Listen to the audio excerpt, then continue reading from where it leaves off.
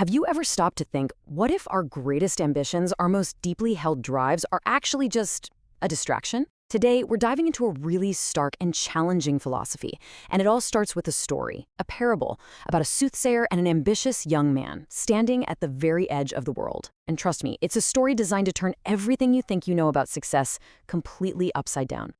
All right, so let's set the scene. Our story begins in a city called the Sleeping Well, a pretty fitting name, as you're about to find out. And here, on this jagged cliff edge, we meet a young man. He's clutching a staff, staring down into the swirling canyon, and he is just brimming with what he believes is pure courage and purpose. I mean, you can practically hear the passion in his voice, right? It's echoing off the cold stone. He looks at all these hardships, the icy winds, the treacherous path, and he doesn't see obstacles. No, he sees a grand test of his spirit. He's so ready to strive, to climb, to overcome. It's that classic hero's pose we all know so well. And then the soothsayer shows up. The description is amazing. He moves like a clock that's slowly running down, this powerful image of time and energy just fading away. And here's the crucial part. He's not impressed by the kid's passion. He looks right past it and focuses only on his shadow, that fleeting gray echo of all that intense effort. Wow, talk about a takedown. This is the soothsayer's devastating response. He doesn't just disagree, he completely reframes the youth's courage. He says it's not strength at all, but a delusion. It's just a symptom of a much deeper paralysis, like a fever that mistakes all that frantic energy for actual life. Okay, so let's zoom out from the story and get into the core philosophy here, because this is where it gets really deep. The soothsayer is basically launching an attack on the very foundation of ambition. He's suggesting that our drive to achieve, our will to power, might not come from a place of strength, but from a place of deep hidden fear. This philosophy has a name for this path of ambition, the Faustian path. And you probably know the story of Faust, right? The guy who sold his soul for ultimate knowledge and power. Well, the soothsayer is arguing that this is what all strivers are doing. They're trading their inner peace, their very essence, for a goal that, in the end, turns out to be completely worthless. Just a mountain of ash. And this right here is the central argument, the big switch. We're all taught to celebrate the will to power as this noble, incredible drive. But the soothsayer rebrands it. He calls it the will to distraction. The idea is that we keep ourselves so busy, constantly striving and climbing, just so we don't have to face a terrifying silence or an emptiness at our core. This quote just cuts right to the bone. Remember, the youth declared, "I will climb because the way is hard." But the soothsayer just waves that away. He says the difficulty is irrelevant if the destination is an illusion. It's such a powerful and honestly unsettling question. What if our greatest projects are just us frantically redecorating a house that's already collapsing? So, if the journey of life isn't this glorious climb to the top, then what is it? Well, according to this worldview, it's the exact opposite. It's a descent. It's described as a kind of metamorphosis in reverse, where instead of evolving into something greater and stronger, we actually collapse into a state of profound fatigue. Let's just walk through this inverted journey. So it begins with a child whose potential becomes stillborn the moment they realize the game of life feels repetitive, maybe even rigged. That disillusionment then morphs into the rebellious lion who fights for freedom, only to find that freedom itself is just an empty, suffocating void.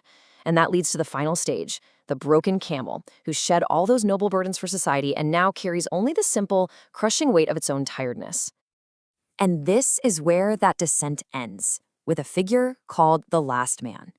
This is the person who has completely abandoned all grand ambition. They've walked the tightrope of life and seen that it doesn't lead to some heavenly reward, but right back to the same dirt they started on. So what becomes their guiding principle? Comfort, ease. They only seek out tiny pleasures and constantly ask, what is easiest? This brings us to the philosophical bedrock of this whole worldview, what's called the soothsayer's gray truth. And it's a stark one. It's the realization that all our value judgments, success versus failure, the summit versus the abyss, are in the grand scheme of things totally meaningless. It's all just the same indifferent rock. What a bleak, powerful image. The idea here is that progress is just an illusion. We think we're moving forward, in a straight line towards some goal, but in reality, we're just walking in a circle on a path that always, inevitably, leads right back to where it started, our own mortality. This philosophy is so thorough, it even has its own cosmology. So get this. The sun, which we usually see as a symbol of life and power, is cast as the liar.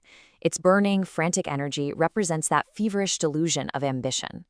The moon, on the other hand, is the twilight giver. Its cold, honest, reflected light is the truth. It symbolizes the quiet, passive peace that comes when all the striving is finally over. And that brings us to this central concept of the long tiredness. Now, in our world, we think of exhaustion as a problem, right? Something to be fixed with coffee or rest. But in this philosophy, exhaustion is the solution. It's not a sickness, it's the cure for the fever of ambition. It's actually presented as the natural and wisest state of being. So, with all that philosophical groundwork laid, let's go back to our story. Let's return to the young man and the soothsayer on that precipice and see how this all wraps up. Because his journey ends with a profound act of surrender and a truly radical new idea of what it even means to be happy. And this is the moment it all happens. It's a moment of surrender. The staff, that symbol of his ambition, his entire journey, he just lets it go. It falls into the abyss and makes no sound, which tells you everything about its ultimate importance.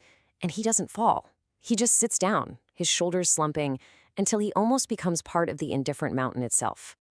So, what does the soothsayer offer in place of the joy of achievement? This, the happiness of the grave. Now that sounds pretty grim, I know. But it's not really about being dead. It's about the deep, holy peace that comes from being finished. Think of a broken clock. It's finally free. It no longer has to lie about the time. It's the joy of no longer needing to strive. And this is the final thought. The entire philosophy boiled down into two stark, unforgettable lines. It takes everything we're normally taught about happiness, that it's about growth and fulfillment and becoming more, and it flips it completely on its head. Here, true bliss is found in emptiness and in simply being done. And so, we're going to leave you with a question to really chew on.